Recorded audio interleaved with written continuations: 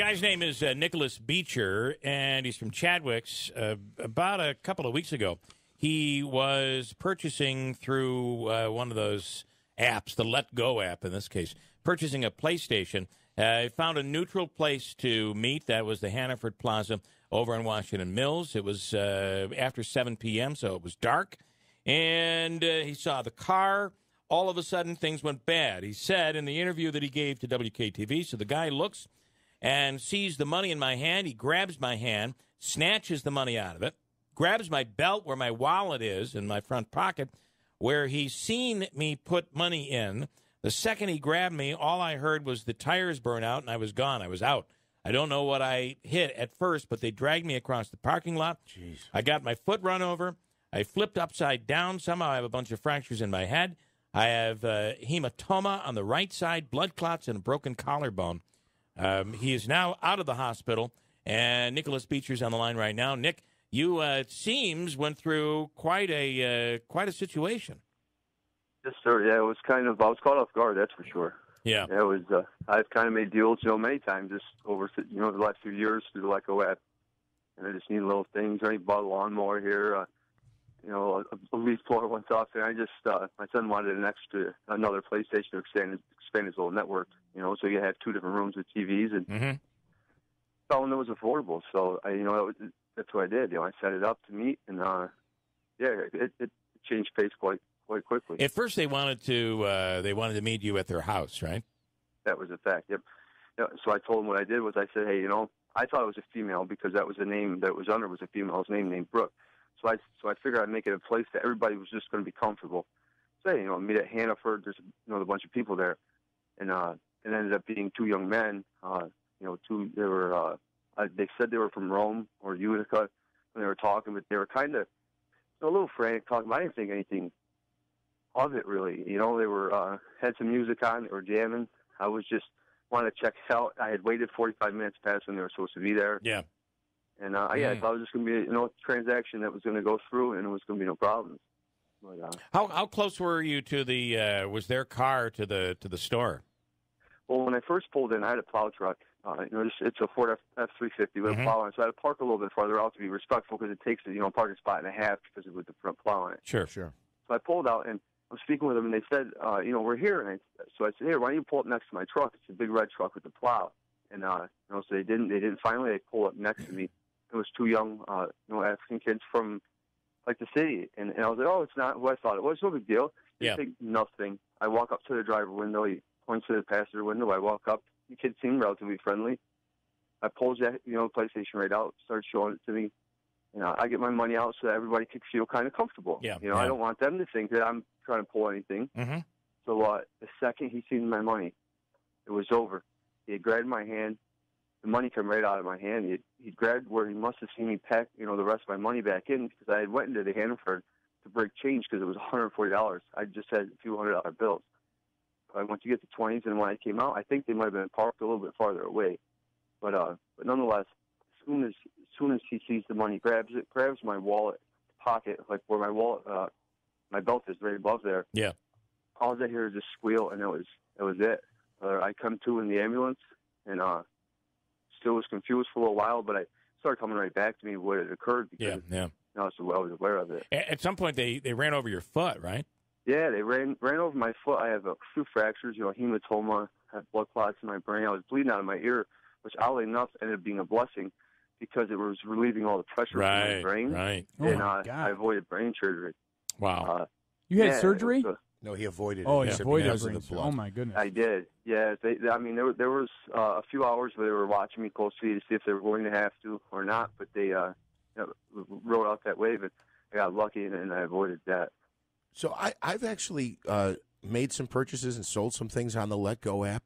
Isn't there a verification so that you can tell the person you're communicating with is a legitimate person? I don't know if it has. Go ahead. Yes, there is. Yep. I had never really noticed that beforehand. I have a few reviews where people have purchased things from me, or I have things I bought from them, so they were a little bit of history of mine showing up. But for theirs is the first time I ever realized where will say like Google certified or all that, and theirs wasn't. Right. It was the first thing they'd ever sold, and they were unverified. Okay. That was the first time I'd ever seen that, and I didn't, like I said, I really didn't think much of it, just because, I mean, I've made a handful of transactions there, and what would you think, you know? Now, I know the sheriff's department is Sheriff Rob Maciel coming out and saying it's really important to do it in a public place, but doing it in the daylight. Do you think that doing it in the daylight would have changed the outcome of what occurred? I don't think so. Would I recommend to everybody nowadays, now, from this experience? Yes. Being a grown man, I really didn't. I thought I was meeting a young lady. If anything, I thought she was going to be uncomfortable. She would need to be more prepared. I wasn't really worried. Didn't think that was going to be a situation for me. It wasn't late enough. I mean, it was 7. There was a lot of people. 7 o'clock at night. Yep. So, what have the police told you? What did witnesses see? And I know there's a question of whether or not there's got to be cameras in that parking lot. Yep, I've tried to speak with the police. Unfortunately, communication between me and them has been not very well. I haven't really gotten a lot of phone calls back from them. Even with the news, tried to speak with them to get a little bit, and they just said refuse to, maybe just give up what they have. And I'm not sure if it's for the better or not, because I haven't spoke with them. What do you think? Why do you think they're being a bit standoffish with you? I'm confused by it. Yeah. To be honest with you. Yeah, it really just odd. Just being how serious the situation was, that the ad was still up on Letgo for a long time after the situation occurred with me and I got hurt. I've had a few people write me through Facebook saying they actually had made deal with these people also, and one of these people had them come to their house, but because they had their boyfriend and their boyfriend's friends were on the porch, and it was a girl who was talking with them and kept asking them to come up to the porch. Here, I'll pay you. I'll just come on the porch, and then they took right off. Yep. So Nicholas, when you finally saw them, did they have the PlayStation, and did they say anything else to you before the alleged attack occurred? No, they did. They did have a PlayStation, but it had a small crack on the left side if you were facing the front of it on the top. And so that's what started. I started asking them if they didn't mind if we went to my house and plugged it in, just to check it out. And but they didn't give me any cords or the controller, the games. They had all that at their feet in a backpack.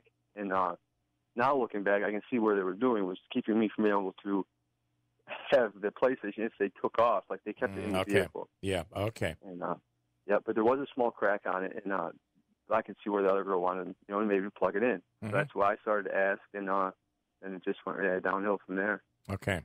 Again, just to clarify, we talked about this last hour, and I just want to be clear. We're not questioning your story, but it just, all of these details and it what is police odd are that saying the police are peculiar. Are being apprehensive with. Right. It's extremely odd. I have all the messaging that, going back and forth, speaking with this person to meet up. When I got there, it was like 6:45. I started, I went to the dollar store. We're just burning some time in case they showed up early.